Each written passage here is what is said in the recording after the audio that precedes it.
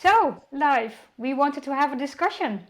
Yes, I would really love to do that, and I'm ready to go. Here, one of the things I've been thinking about in this world of social media, where they put out so many do this one thing and everything will be amazing, uh, that's simply not true.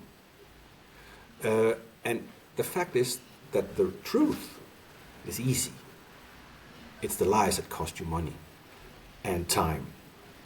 And one of the things I really want to add to the world is to simplify how we communicate with each other, how we love our partners, our children, and so on. And the best thing to do there is to use some of the brilliant science that has come out, which in a very simple way explains how the human brain works. So that's the starting point. On the way there, I can add things from Nobel Prize winning research, which is also extraordinarily useful for understanding each other, correcting if something goes wrong every now and then in conversations, in relationships. So there's a ton of science that I can share, but I do prefer just giving you those little helpful tips, like one microbyte at a time, that truly makes things better based on the science. So all the science I share openly on my webpage as well. You can go and look for that. I think it's well explained, but feel free to write me as well. But if we can start out with the simple explanation of how the human brain works, is that okay with you? Yeah, for sure. Okay. And also considering the fact that our brain wants quick fixes, right? So, uh, Yes. if, if we talk about coaching, I Uh-huh. don't know if you recognize this, then people always ask, okay, I have this problem. Can you give me the solution or can you help me find the solution? And then I'm like, okay, we can use science, but then people hesitate because they want a solution. They want to understand their issue and not so much the science. Sure. So it's always good to consider those people as well in a conversation like this. That it's very true. That's also why I said, or with the hand gesture, it's based on science. I keep that behind me, ready all the time. If people, some people really like to have the scientific explanation of why something works, and then I can just move that forward and explain it. But I'm very happy to give you just that one thing that works for one situation, the other thing that works for another situation, to make it easy, to make it simple, to make it useful. That's one of the main things. Does this make sense like that? Yeah, for sure. And maybe Okay. it's a good idea also before we dive in to introduce each other a little bit because your followers don't know me yet very well and the other way around. And it's also nice to help people under again got and it's also nice to help people understand how we got to know each other, right? So that they have an idea why we as coaches got connected. So, Yes. uh, It how doesn't was hurt it me. like? What? I Sorry? maybe I should explain it this way because I think I wrote you, right? It might be because we found each other on Instagram, maybe, and we found each other's stories or how we communicate as coach about topics. So, yeah, I think that's how we found each other. Yeah, it's my approach is I'll happily say hi to people. It's how I built one of the biggest social networks here where I live, and just by writing people or saying hello or that's an interesting thought you have, commenting on something, finding something in common. And there was clearly something in common with you, your thinking, your approach to things, and so on. And when you are at the forefront of the science and how to actually create change, like you clearly are as well, I thought, we should work together. We should create. Yeah. So actually, this is our little experiment, right? So, Yes.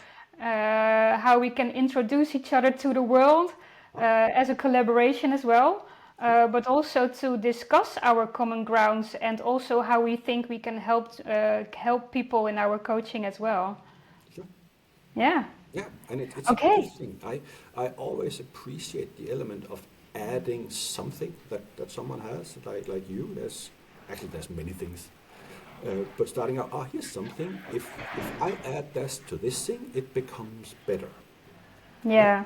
That approach, and I do believe we can all learn something useful from each other, and putting these things together can build something better. It does require the ability to look at it like, this maybe this is useful here, maybe that thing is not, but this thing is, and this thing and this thing, and build it up like that. Yeah. If I were to introduce you, with from I know, first of all, very likable person. And is a very likable person. It's a pleasure to talk with her. She's very intelligent. She really knows her stuff. Uh, and there is an element of exploring something new in there, opening up new doors, opening up new opportunities in understanding each other, which is very valuable. So that would be my starting point, and hand it over Yeah. to Yeah, thank you for the compliment. And also, I think our common ground and why was very interesting in getting to know you a little bit better is because you have a very good approach into making people understand the science without sounding very scientifically. Great. Uh, so it's the way of communication also on your beautiful website, how you can help people, how to help understand certain issues in their life as well. And it's very inspirational for me how you do that, and also our discussions, right? So Sure. we tend to go very deep quite quickly, and I do like that a lot in conversations. I am having difficulties keeping conversation quite shallow. Yeah, So yeah, I like that on you as well. So sure. I think we are a good couple in this. We're a good couple. Yes, that's good. I'll tell my wife. Yeah, She'll be happy to hear that. Oh, so you're a yeah, good couple. Great. I actually want to share something about what you call small talk. Talking about small talk, because I always had this approach. I want to talk about deeper things, like the meaning of life. Right? yeah, My name is Life, so yeah.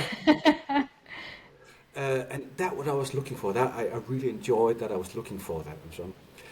And then one day, I was having this great conversation with one of my best friends, and we were really into it, and it was very fulfilling. It was joyful, and we felt really connected about the issue. And then I realized what we were talking about was shoelaces. Oh, that's amazing. Yeah, That was a funny thing, but that opened a door in my mind. In a sense, it's not necessarily the topic; it's how you connect to it and with it. And for us, we were really fascinated about it. I don't actually deeper remember the conversation, but I do remember it mattered to both of us. And one of the things I do pick up on is that some of these couple who have really great relationships, they don't necessarily have a lot of these deep talks. They have a lot of good little conversations where you kind of align where you are, how you're developing, and so on, where you stand, for instance, politically or about nutrition, climate change, whatever. That can sound like big topics, but often it's just, oh, did you hear this about that? And oh, yeah, yeah, oh, that's so and so. We should do something in that direction or in this direction. This is aligning the thinking. And it's actually more a lot of smaller bites, at least in what I have noticed. But it's probably also based on that every now and then there is a deeper conversation where you discover new things about each other and you go a bit deeper and notice, this is how you think about that, or this is how you understand this, and so on. Those are very, very valuable as well. So I guess it's the mix of deep, quite more deeper, every now and then a lot of little small alignments, small common corrections, adjustments, and so on. yeah. Message. It makes totally sense. And for me, as also a forensic interviewer, Huh? let's talk about science a little bit and also about connection, right? Sure. You can't have the difficult conversation without being aligned, without building connection, without building rapport. So you need those small things as well. Yes. So I actually had to learn to make small talk just to be able to connect before we have the confrontation or the difficult questions or being able to coach people very well. And that's, I think, what people often forget, right? So it's also about how the brain works, how hormones work, when people feel trust, when people feel connected as well, that you need to be aligned physically as well as emotionally. And if you are aligned physically, then the emotions and then everything after that mentally starts to flow as well, if you will. Sure. I was just reading about some of the science when they put the measurements on the brain. I can measure the brain waves. That when two people are having a good conversation, like you and I are having right now, that the more you kind of go into this together, and you probably feel more and more alignment. Actually, that the brain waves align. They become very, very similar in that Mm-hmm. moment, in that conversation. And that fascinates me. I don't necessarily know what to do with that piece of information, but it's interesting that this is clearly a part of the connection that you align, and also your brain waves align. You feel, I don't know if the word is like a unit, but definitely connected. Mm-hmm. Make sense? Yeah, and I was also thinking, or there was a question in my mind about when you are coaching couples, for instance, and when you feel that they are not aligned, um, what would be your approach as a coach if you have this feeling that there is no alignment? And how do you start the coaching conversation? Uh-huh. Well, one of the things I would want to start out with might be a little bit strange, but the question I want to find out, I won't necessarily ask it this way, but is, do you actually want to be together? Sorry, do you want to be? Do you actually want to be together? Yeah, oh, that's a good one. Good start. Because sometimes the situation is so bad when they finally show up that what you can do is help them separate in a nice way. And it's not, I don't see it as my job to force two people No. to be together. Sometimes they have created such bad construct of a relationship that it's just the memory of what it used to be like that kind of drives them to want to be together, but it's a long time since they behaved that way. So, Yeah. and if they commit to that they want to be together, okay, then there is many different things where we can start out with. I have one example where uh, they it was a bit late in the going apart person, but they wanted to see if they could change something. And what they wanted to do was to feel more passionate about each other. And feeling passion, that's chemistry in your body. And it's, I can quite easily show people how to enhance passion Yeah. or love or connection or all kinds of emotional experiences. So I did that. I showed him how to experience more passion for her. She was already ready, but there was so much work burden on top of her. She described this like, I see all these boxes in front of me, and he's somewhere behind them. Makes sense? Yeah. That was the Yeah. description. And of course, you don't feel passion when all these boxes of work in the way, and he's over there somewhere. Yeah. So, I, picking up on that, that they do want it to really connect and really wanted to feel passionate about each other. I showed him how to enhance the experience of passion. That's with adjusting a little bit his perception of her.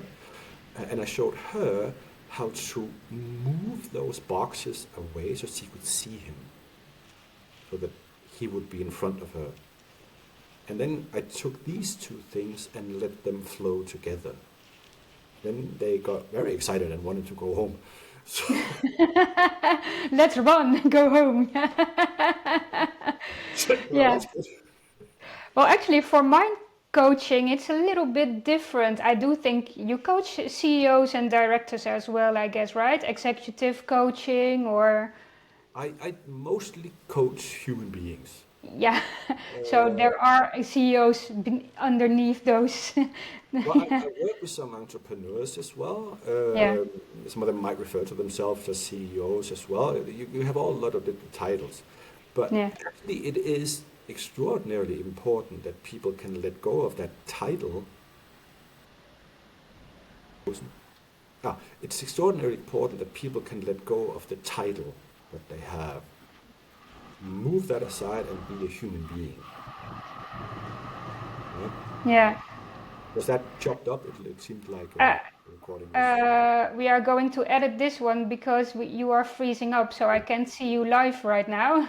But in oh, the edit, it will be fine. But okay. maybe we should you repeat what you just said. But I don't know how to get you out of the freeze. Oh, please. Maybe it's your internet connection because if you can see me move, I can see you move and I can see myself move. oh, that's weird. Yes. Uh, I'll sit I very I still. never got this before. Oh, there, yeah, you are back. I'm back. Yeah. So you were talking about people identifying with their title, right? Yes. Yeah. And as long as someone keeps referring to themselves as some sort of label, we have just removed nearly all of the human being. And especially in relationships, like man woman or man man woman woman, you can, from my part, you can do Yeah. whatever makes you happy. It's enormously important that you step away from that label, push that aside, and you become a human being with another human being. Yeah. Right? Yeah. When it is like that, I have heard too many, let's refer to about high achievers, that gotten so stuck in that role that they have lost connection with their own children. So they made a lot of money, but the children don't like them. The children don't want to be around them. And that to me is part of not being able to step out of that thing and into I'm a human being with you right here, right now. Mm-hmm. And this Yeah. is where you and I create something of value for both of us, that we align our brain waves and all this connection that is so important to create, to want to create useful changes, Yeah. right? Yeah. Yeah. And for me, I often meet those human beings in their roles, right? So if I coach people more often, then I do an integrity investigation or a culture investigation in a company. And because, for instance, CEOs or directors, they feel they cannot connect with their employees, for instance. And Right. then I often say, do you want to investigate this? Uh-huh. Are you sure about it? Because we are going to talk about you as well. so, Right. so it's Can you not only investigate about some others so I can have good times, right? exactly. So then I say, I can connect quite well with your employees and I can research the culture, etc. But we are going to research your own personal culture as well, the way you connect with people. Uh-huh. And then I ask them, do you still want to work with me? Because that's the most important question of all. Sure. And if so, then we are going to. I am going to connect with that specific director or CEO executive because I need him to get aligned and to get the information that he needs to develop his communication with his employees as well. So this is the approach I need to have because this is the context I work in as well. So not only individual coaching, but also in that context, I do coach a lot. So that's the why I asked the question. I actually had, this might require a little bit of explanation, but I was, some years ago, I was doing some That was the daughter in the background. Uh, this might require a little bit of explanation. Some years ago, I was doing some experiment with the capabilities of the human mind. And one of the things I wanted to look into is, can you create a deep feeling of connection?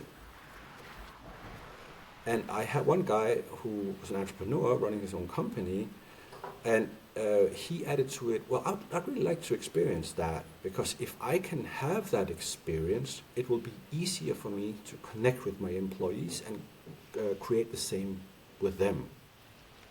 And I thought that was really brilliant thinking on his part, because wanting to create "we are a team" should start from you, right?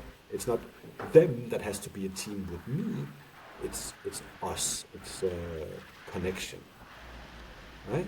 And the fascinating thing, the driver of the experience of "we are connected," it is something each individual person can have, but also in the individual level, it's actually your own chemistry and how your mind runs that can create "I feel connected."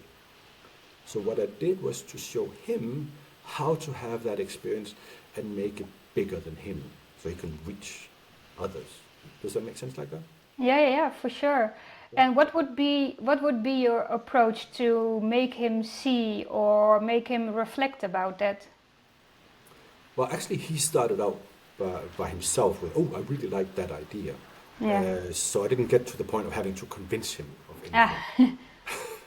no, but then that's his question. I really want to do that. So, what would be your approach to help him do that? Okay. I see this as learning any other skill, right? If this is something like a team you want to that works together really well, and if you start out learning the basic skill of it, then the other team members learn the basic skill of it, and then we enhance it up one, and they one, and they one, and they one, in a constant interaction with each other. And the reason why I would want to do it that way is that sometimes, to compare to, for instance, feeling confident or any other emotional state you can have, if people feel very confident, sometimes that means they lose other people. Because there's sometimes a slim line between confidence and arrogant, right? And you want a confidence that includes others, right?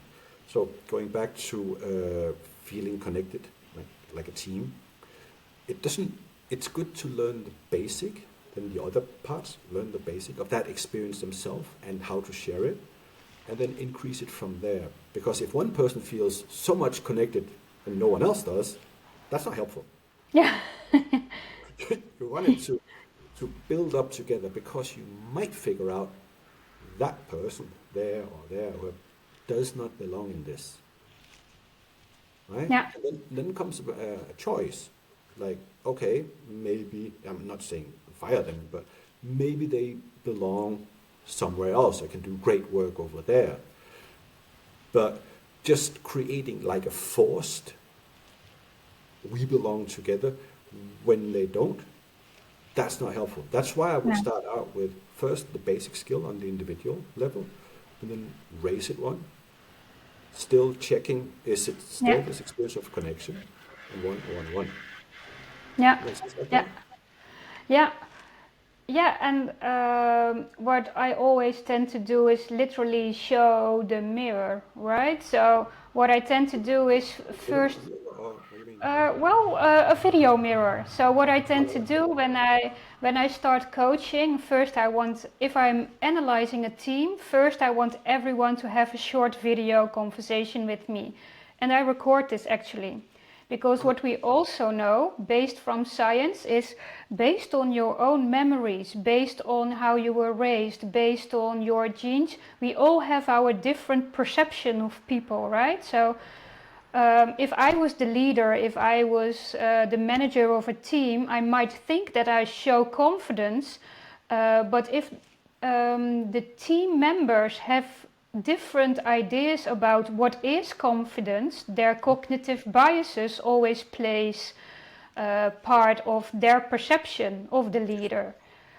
So what I tend to do is video analyze everyone and then ask them several questions about what is important for you in the team, how do you think you are communicating, and then re-watch the video to see if the perception someone has of himself matches what other people might think of that person as well, as a team member, for instance. So this is what I do individually to help people. Is your perception of yourself also the perception of someone else? Right. And after that, in a team analysis, it's actually quite interesting to show everyone parts of that video so you can discuss, okay, this is what you thought about yourself, but this is the way how I perceive you, because you tend to frown, you tend to squint. This makes me think that you are very critical, but is this actually the case, yes or no? And the leader, for instance, can then understand, no, I first really want to understand you and I'm really focused. I try to understand what you are talking about before I make decisions. So this really helps a team to understand all those different perceptions, and also you can advise about how to really connect, how to build trust, because everything lies on the table then. So I have seen that it works very well. Oh, nice, nice. Well, it does sound really good because one of the examples I sometimes tell people is, what does the word, a word we all know, but what's the word love mean? For instance, I love my wife and I love my two daughters, but it's not the same love. So what does the word love mean, right? There's an individual understanding of it. And sometimes if we are always wonderfully amazing and everything is great, but every now and then we might be a little stressed by something, and I love you. It's Yeah. more like, I forgive you for the silliness, or whatever it is, or she forgives me. It seems to be a little bit more this way. But anyway, this element of what does a word actually mean? Also in a sense, what does that facial expression mean? Like right now I'm very excited. Yeah. But people think you don't show it. Yeah. Yeah. Or this one, with the crossed arms and stuff, Yeah. that it typically means with me, that's interesting. Now I want to listen and I want to be comfortable while I'm listening, Yeah. right? And the arms, like I tend to explain things a lot with my arms. I'm not Italian, but maybe a little bit. Uh, I know I'm not Italian. Oh, Yeah. I love Yeah. Italians, by the way. So that. But I think it's important to remember how the human mind and brain has evolved over the history of the humankind, which spent like 98% of our history in little groups, in little tribes. And that would pretty much be the only people we meet. So there would be a lot of interaction with them. And there we had lots of time to get to know the individual. Yeah. And now we meet people, we might meet 150 people in one day. And maybe not have full conversations with them, but interact a little bit here, a little bit there. And it seems like we don't have the time to figure out who this person is, what their values are, how well we connect or not. But when so it's a little bit of a quick solution to put them in boxes. Yeah.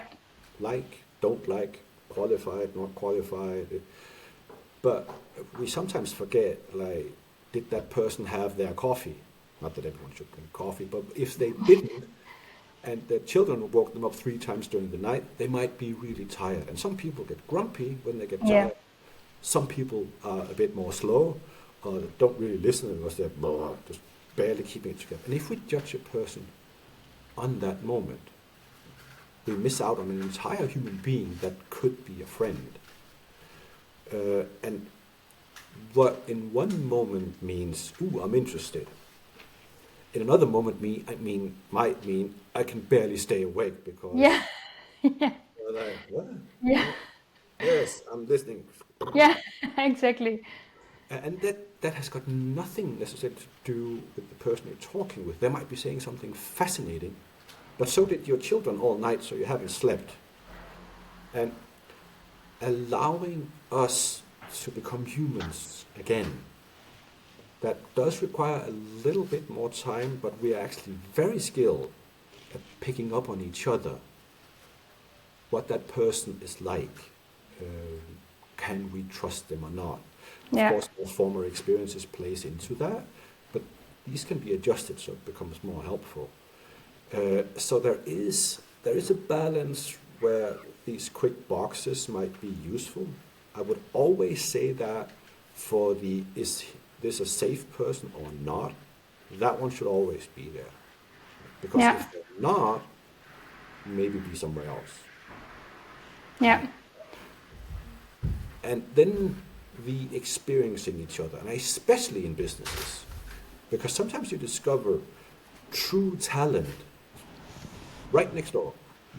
And that can be this $1 million idea that can move your company forward. Yeah. It's one of the things I say, that intelligence doesn't mean that you come up with all the great solutions. It means that you choose the best solutions. Yeah.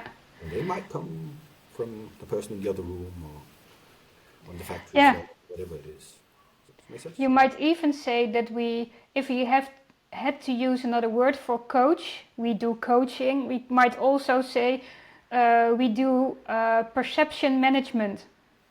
True. True. Yeah.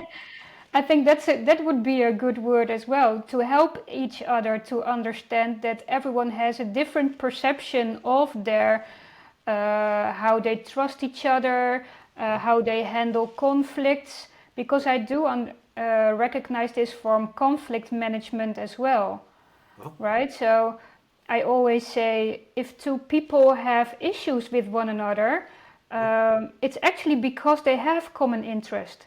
If they would not have common interest, there would not be a conflict, there would not be an Yeah. argument, right? Yeah. So there is no use. Yeah, no, no. So Why waste time on that, right? exactly. So having a conflict or an argument or a discussion actually means that you have common interest, Uh-huh. and having a different perception management is a very nice idea to also communicate as a coach about, Uh-huh. to help people understand each other again. Do you agree? Yes. That makes a lot of sense. So I'm nodding away. I very much Yeah, agree. and then see if we can come up with something else to talk about. The interesting part is when I started out in sales, I don't perceive myself as a great salesperson. I did some great things in sales, but in the starting out phase in sales, I was very much concerned about what should I say next. I was so much trying to figure out what I should say next, I forgot to listen. And that means I would run out of things to say fairly quickly. Yeah, So, but with time, I have learned that there's always something to say or ask about and so on. So I'm okay with listening, which sometimes means we end up with a, is it my turn to speak? yeah, Because I'm which so is listening. okay. Yeah, yeah, And I'm fine with yeah. that because if nothing else, we can just edit that part out. So, Yeah. Yeah, or maybe let other people see how we handle it ourselves so other right. people can learn from our way of communicating as well. Yeah, I was actually just asked, it has a little bit to do with what we are talking about, when giving presentations, if I'm nervous. And I say, I'm only nervous about not being nervous. And this may sound strange at first, but it dates back to when I was giving my first presentations. Because there's always this, where it kind of, at least in my case, that would always be coming, and I was like, oh, and so on. And some people want to be calm and push that down and not be nervous. But I noticed this nervousness, that was just energy preparing me Yeah, to give a presentation. And my presentations would be best when I was energized. And now the sentence I said before becomes super clever, because the only thing I'm nervous about is not being nervous. So if I'm not nervous, I become nervous, and then I'm solving the situation. yeah. That's a good mind hack. It is, yes. You should have told me before I did my TEDx talk because Oh, handling that nervousness is actually quite complicated. okay. Oh, you mean so you were very energized and looking forward to giving your speech? Yeah, well, it was in the beginning because I do recognize giving presentations and me having ADHD is I'm always nervous if I remember enough to make the conversation going or make my lecture going or Uh-huh. and speaking is something completely different than teaching is what I have learned. Uh-huh. So when I'm on a stage then I'm very nervous about do I remember everything? It's 18 minutes a TED talk. Did I trained myself enough to be able to talk for 18 minutes? Mhm. Um, so in the beginning, I became very calm because this is what I do. I tend to go in a freeze effect. Oh no, it is starting. But then I get nervous, and like you said, then I just go, and then you can hear yourself talk. Uh-huh. Um, like there are two radio frequencies, right? So you are looking at yourself, am I doing this right? But also you just keep talking, and then suddenly you start to go in a flow, and then you can only hear yourself talk, but not think very critical anymore about being in that situation. So it can be very complex if you are very nervous and you have to speak. There was a lot of things in that that was interesting. May I point out? We can just Yeah. start out something. But you said something like you look at yourself. There's like two energies going. You look at yourself, and then you're very aware of that, and then you just hear yourself. To me, correct me if I'm wrong, that sounded like you're almost outside of yourself, looking at yourself. Yeah. Beginning, yeah, okay. And when you are inside yourself, you can just hear yourself. And you're comfortable when you're inside, then there's more flow to it. Yeah. Okay. Does that point to where it's good for you to be? Yeah. Exactly. Yes, and I think a lot of people have this experience these kinds of situation, right? Where you are often too much disconnected, and then you can over rationalize the situation where you are in.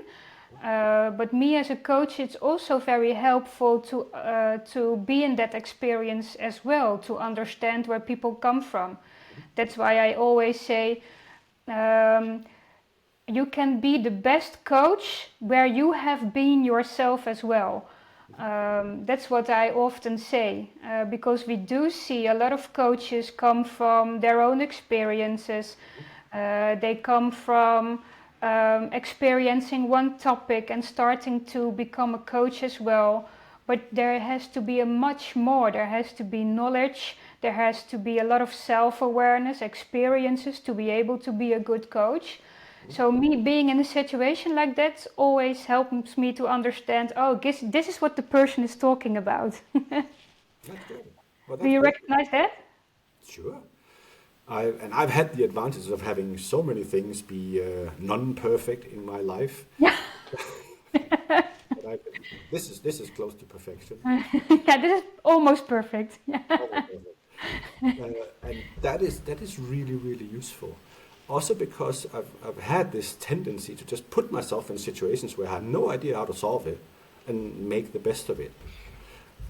And that has over and over again shown itself to be really, really useful. Mira, kan du måske hoppe et andet sted? Lige nu er du med i en video, så skal vi til at editere det sammen. We can cut this one out. But one of the things I would do is to put myself in situations where I don't know the solution. And would realize that I don't necessarily need to know everything. I do need to pay attention to what's going on. And then from that, create something. I don't know if it makes sense that way. But Yeah. as an example, we had a children's birthday here some years ago. And I don't know exactly why, but suddenly several children from the neighborhood joined, and that wasn't really planned. So meaning we had, I don't know, 12 kids here at some point. And my wife and I didn't have any experience in how to deal with all these extra kids and so on. And there was a moment where chaos was just the best description of the current situation. No one was in danger though, but it was chaos. And I stood there and for a moment was trying to, how do I control things? And realizing I can't, but I don't have to. The only thing I need to pay attention to is, are the kids currently safe?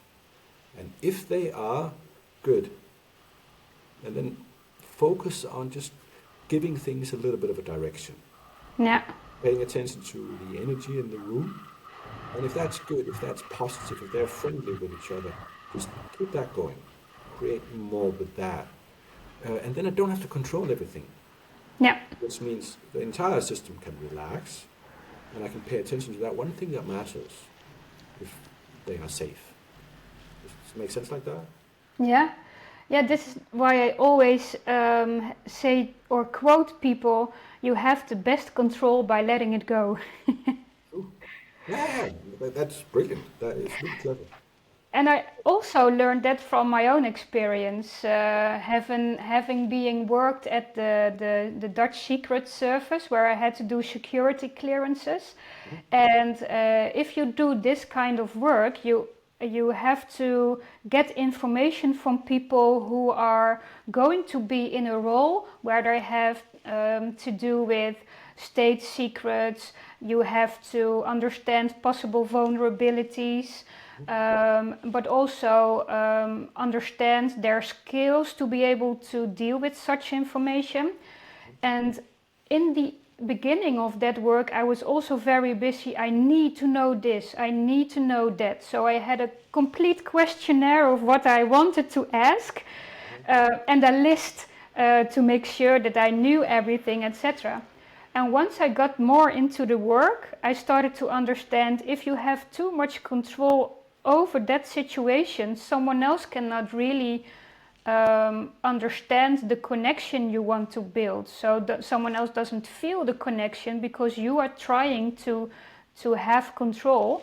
And this is how I learned to let go of the control. So what I always say, if you are in a very difficult conversation, if you have the feeling that you want to gain control, just let it go and let someone else take over the control, so that he found that there is enough space to tell their story, to let someone else understand where they come from. Also perception management, right? So by letting go of the control, you have much more room and space to understand their perception of a certain situation as well. Yeah, that really helped me to understand, also in coaching, but also in that kind of work. I actually have a story I'd like to share on that. It really aligns well with it. I hope I can explain it well enough. It deserves it, at least. It was quite brilliant what you said. My wife and I have two daughters, and the oldest one is 5 years older than the youngest one. So when my wife was pregnant with the second child, and we were getting closer to the time of birth, I was quite comfortable with the idea that I don't know what it's going to be like to have two kids. I was fine with that, which is actually the letting go of control. Then when we got closer again, we were meeting with some people, and some had extra kids. Some had 2 or 3 kids or something like that amount. And many of them would say, you already have 1 kid, you know what it's like to have 2. Yeah. And I was like, I don't know. But I heard that once, twice, 3 times, I was like, well, maybe they're right. They do have more kids than I do. Maybe they know something I don't. So I kind of accepted I have an idea of what it's like to have 2 kids. And then the second daughter was born, and because everything changed. Yeah. We had been, my wife, our daughter, and I, and found our way where things worked well. But now my wife would react differently to our daughter because the new one was there. Not necessarily bad, different. And I would act differently to my wife because the new one was there. And my first daughter would interact, does that make sense? Everything changed. And this fixed idea did not fit. So it took me a couple of days of pure suffering and fighting and Yeah. until I literally had to like take my hand and grab this fixed idea, the box, and rip it out and open up, letting go of control, opening up to the reality in which I found myself, that things were different. That helped. Then it started becoming better because now I could interact with reality and not the idea. Yeah. Yeah. So that's Yeah. That's a nice example indeed. okay. So it's one of the things I do tell people. It makes more sense to be open to reality and interact and create with that than coming with some fixed idea, which is guaranteed to be wrong. Some things might be a little bit useful, but there's definitely something that's wrong in there, right? Yeah. Yeah. And And talking about now, that, it's much well, better to so let now go. But things go.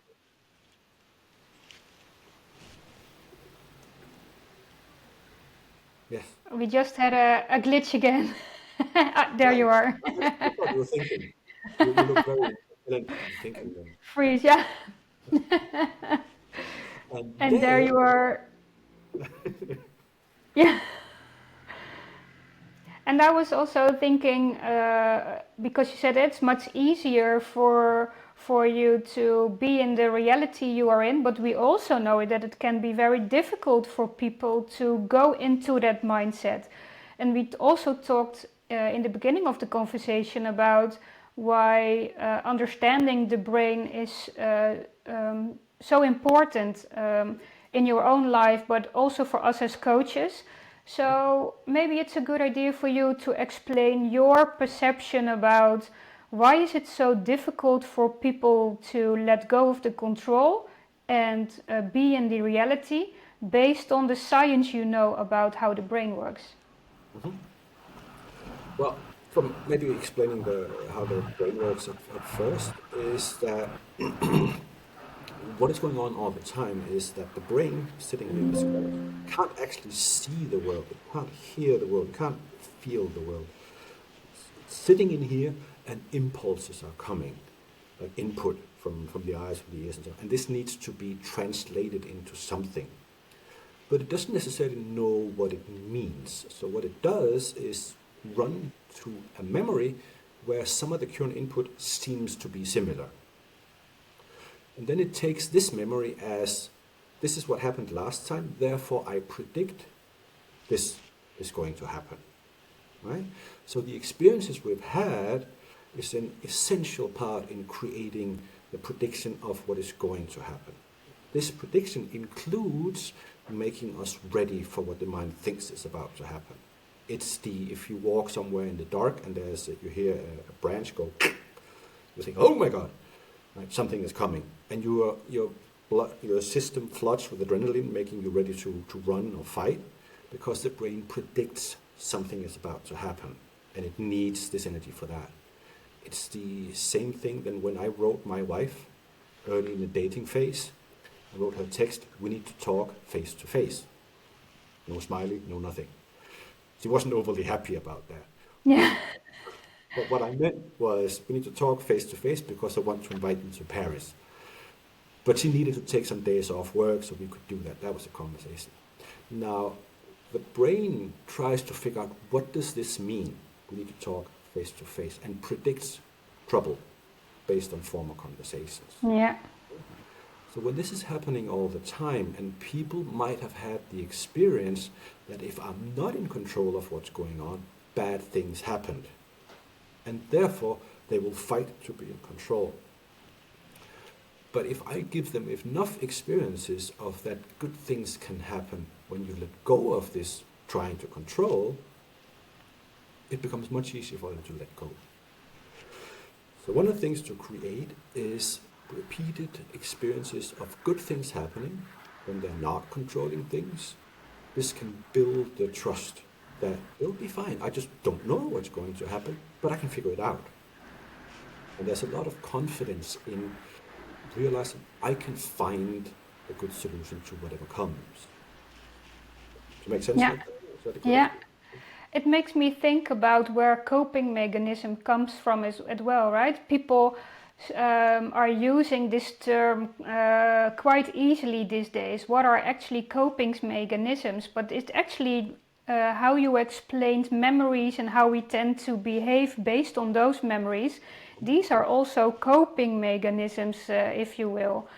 The Um, core is wanting to be in control. Yes. Yeah. Yeah, so that's one coping mechanism. Another coping can be uh, um, my family, my parents didn't see me. So if I smile a lot, based on the memory, what happens then? Then I get seen, then I get recognized. So people start to smile constantly. And then other people say, you are not taking things seriously because you are smiling all the time. And you are not going to explain to someone else, yeah, this is my coping mechanism because mommy and daddy. No, it's just a conflict, right? But most people don't even know that's where it comes from.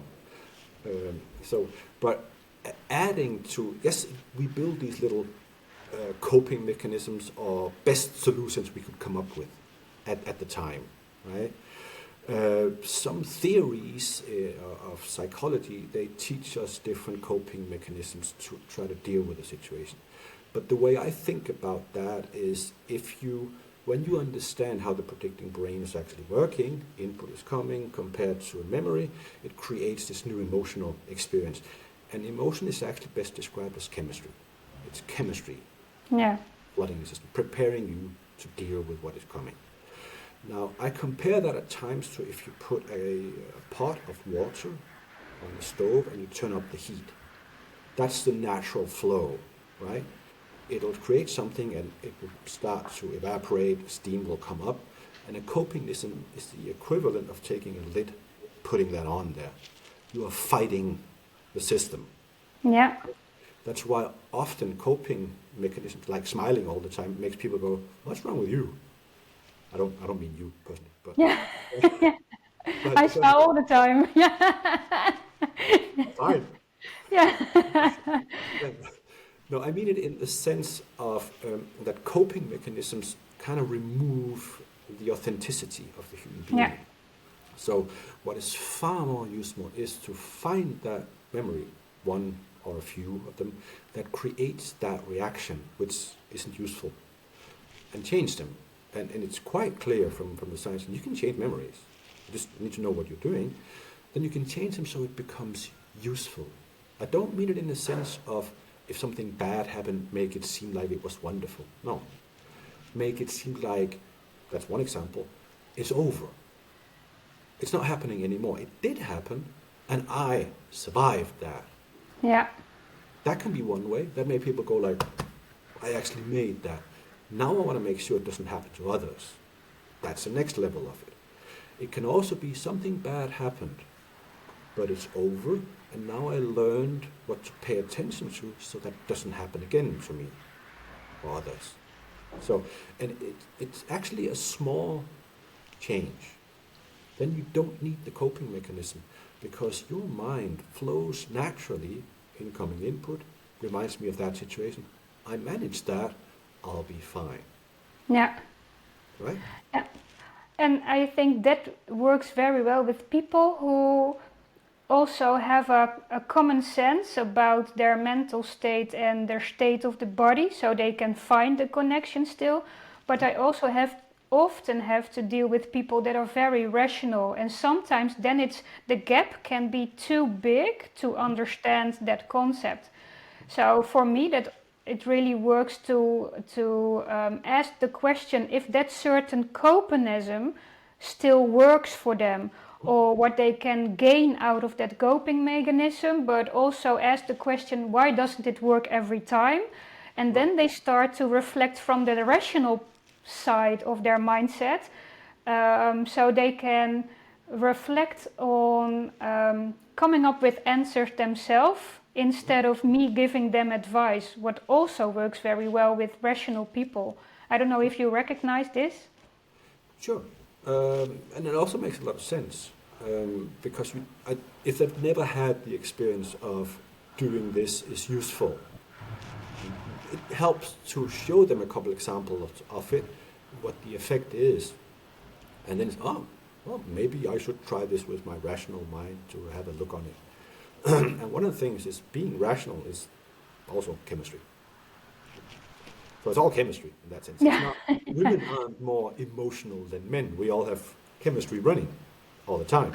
The question is it currently useful? Sometimes it's not overly useful for the situation we find ourselves in.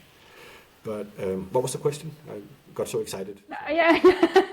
That if you recognize that asking the questions about how is it useful for you, how is the coping mechanism useful for you, so that they can reflect on it and come up with new answers themselves. If it doesn't work, what could help instead of showing that kind of coping mechanisms? Sometimes those questions are very helpful for coachee as well. Absolutely. In the there is this school of thinking in the world of psychology that there is like this is the right way to behave. And personally, I don't think there is one right way. There are things that are more useful than others in given situations, and therefore the ability to change in between them is very, very useful. But yes, asking these questions to open up the opportunity that people actually start learning how their own mind works, to question things, to figure out, if I change this, things might be easier, work better, and so on. That's also why I call what I do mind skills. I'm teaching people these skills. Sometimes I do all the work for them, and then they just happily dance out the door and go on and live their lives. Other times, what I really want to offer all of them and all the time is that they learn the skill of how to create this change. Because then they don't have to come back. They're welcome. But now they have learned something that they can then use to change a situation or interact better and so on. Or to realize simply, here's something a new skill I can learn. How do I do that? Life or and. Does it make sense like that? Yeah, yeah. That it's Yeah. skills we can learn. Yeah, it also helps me reflect on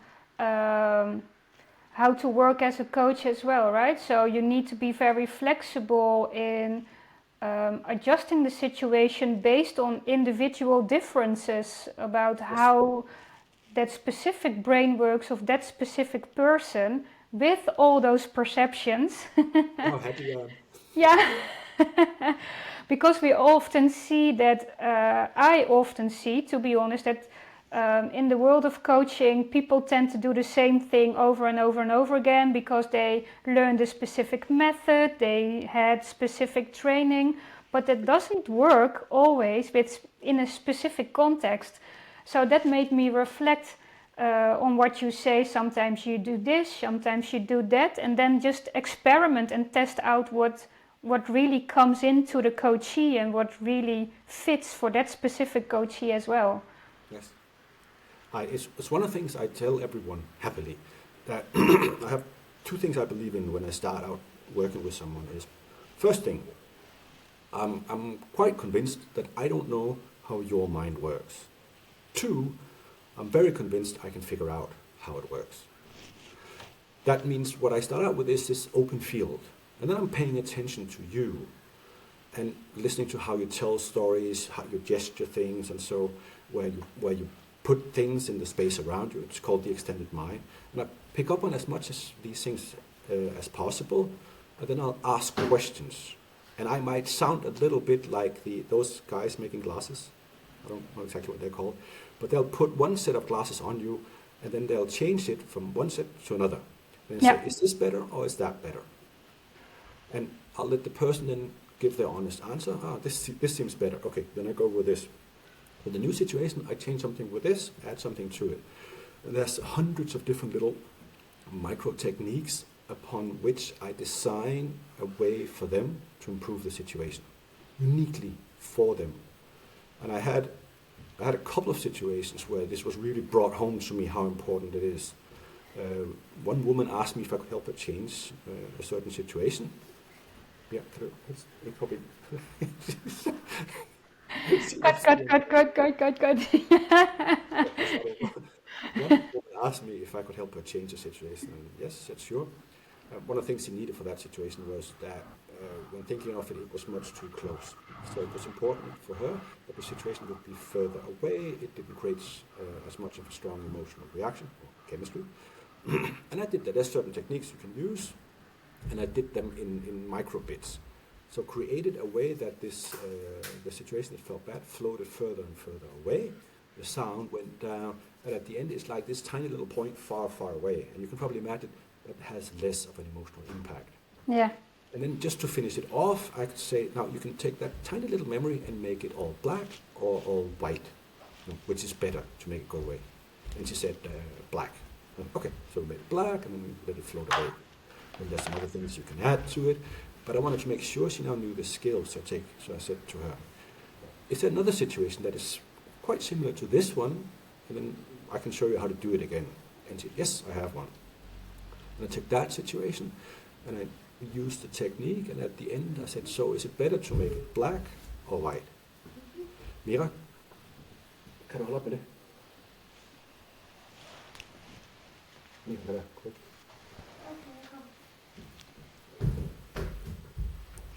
So, I have to edit that part a little. Yeah.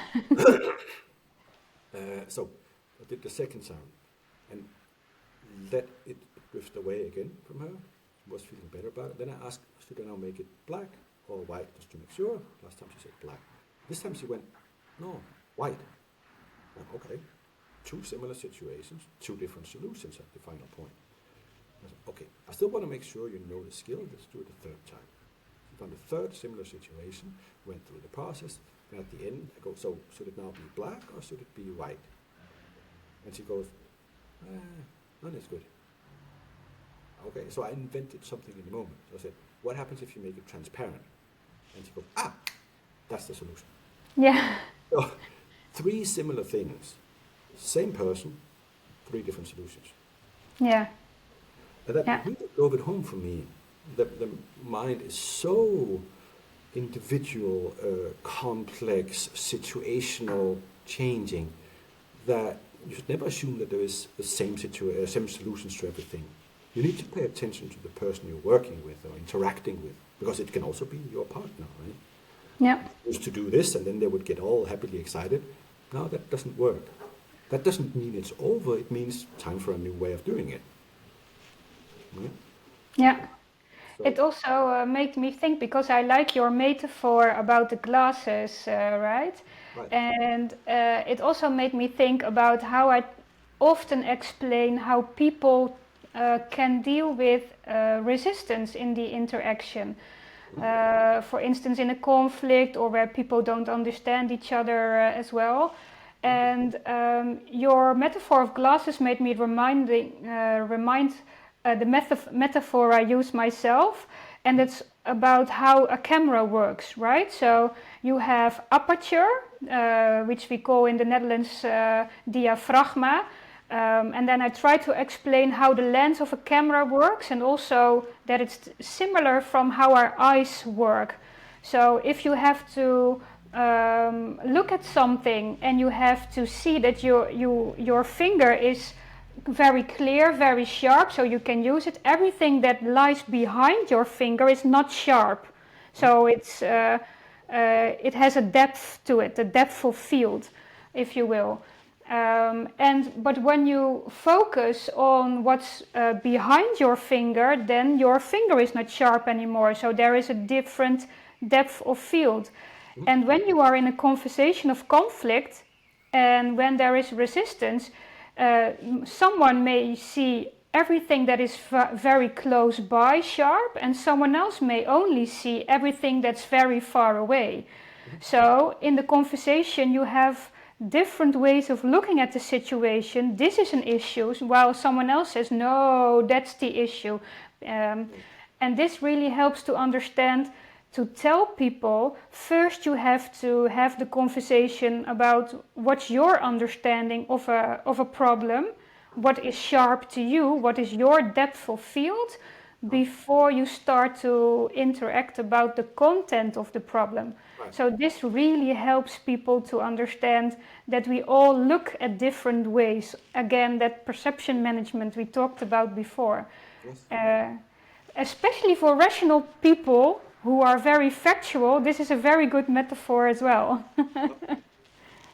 Yes, because sometimes one of the things I explain people who are very focused on logic is logic isn't logical, which sounds surprising. Yeah. There's, there's an example starting out. It's an old story from ancient Greece, where one of the ways of explaining things was if you have the fastest runner in Greece running in this direction, and up here you have a turtle moving in that direction, right?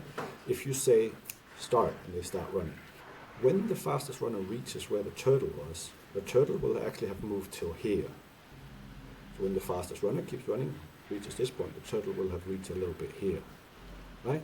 So every time the runner keeps running this way, he will get closer and he will minimize the distance to the turtle, but the turtle will always be a little bit ahead and he will end up never overtaking the turtle. Now, if you are inside that logic, it seems logical, right? It never would. The reason we can say, oh, that logic is wrong, is because we've seen a runner past the turtle. We know he's faster, so we realize there's something wrong with that analogy. But often, in a business situation, people might be so focused on it's logical that it is there, Yeah. right? But the truth is, no, it's not. It's only logical if you take away so many different factors which might actually be important. So therefore, logic isn't logical in that sense. It's just a deduction of a situation. And if you only look on this, it seems logical, but it may not be. And what sometimes happens is you follow that logic and you make quite a bit of money and you feel like, so it was logical. Not necessarily. You might have made 10 times as much if you had added the other things to it. You don't Yeah. know that. This is just the new reality where you are. Does it Yeah. make sense like that?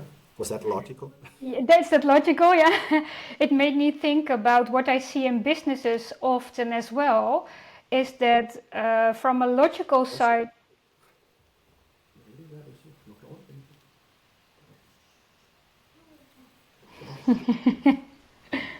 She says it's impossible to be quiet. yeah.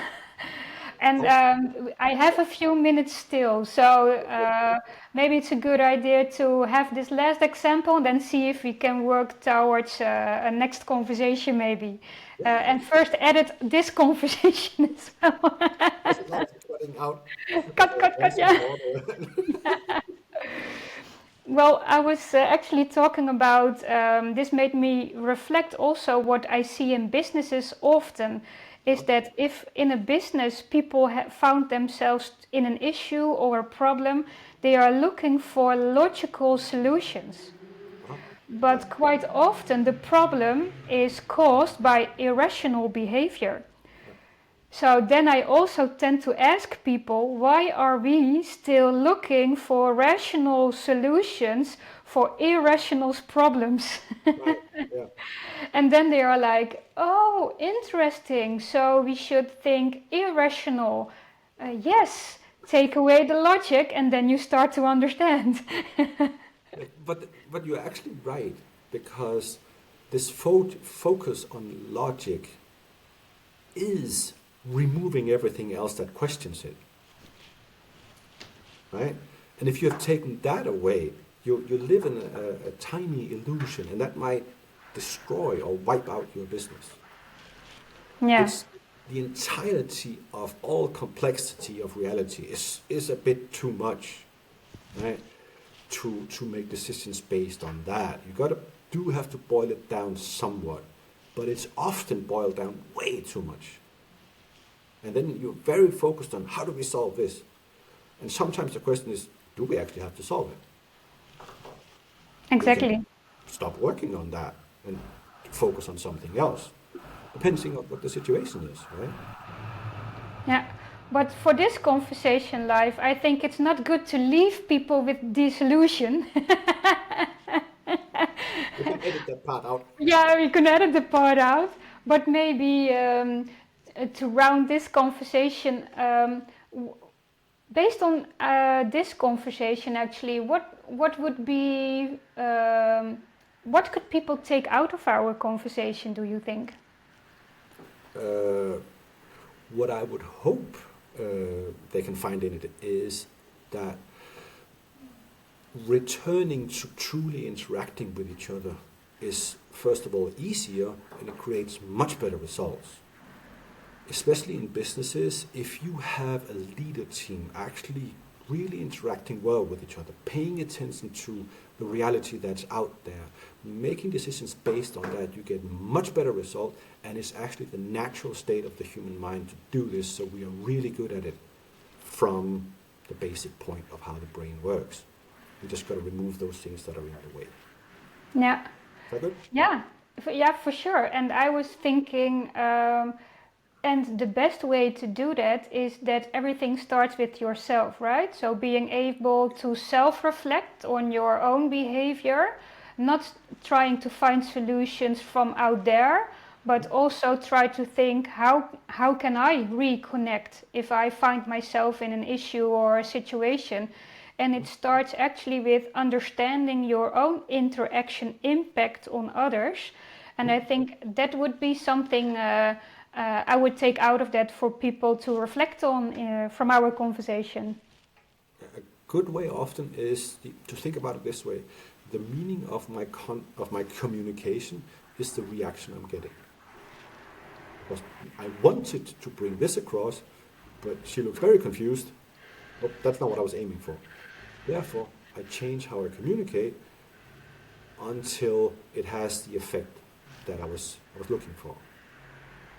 Is that good? Yeah, nice. So I hope there is a lot for people to think about from our conversation. So if they're very smart, there's a lot. Yeah, for sure. So, Life, where can people find you on the internet if they want to know more about you?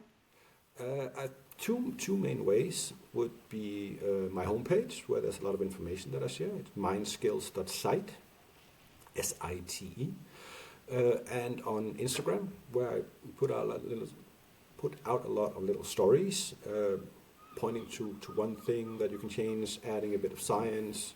So Instagram, also Mind Skills by Life, LEIF. That's where they can find me. Nice. Yeah, and they can find me at angijzer.com. So very short, but easy to find as well. Yeah. I do write a lot of blogs and articles on LinkedIn where people can find me, and also on Instagram where we also are connected quite often. And I think we can share a lot of stories based on our conversation there as well. So let us say that if people want to find us, and if we make a YouTube version out of this conversation, people can find us in the comments, right? Yes. Well, I then, actually like the commenting and so on. It's very refreshing. It's good to hear these points of views and questions, and so it's really really wonderful. So yes, yeah, please feel so free to comment. likewise. So let's do this more often so that the people can listen in again. So see you next time then. I'm already looking forward to it. So yes, please, let's do that. Bye All bye. right. Now we can stop the recording. Before we stop, also, let's stay a little bit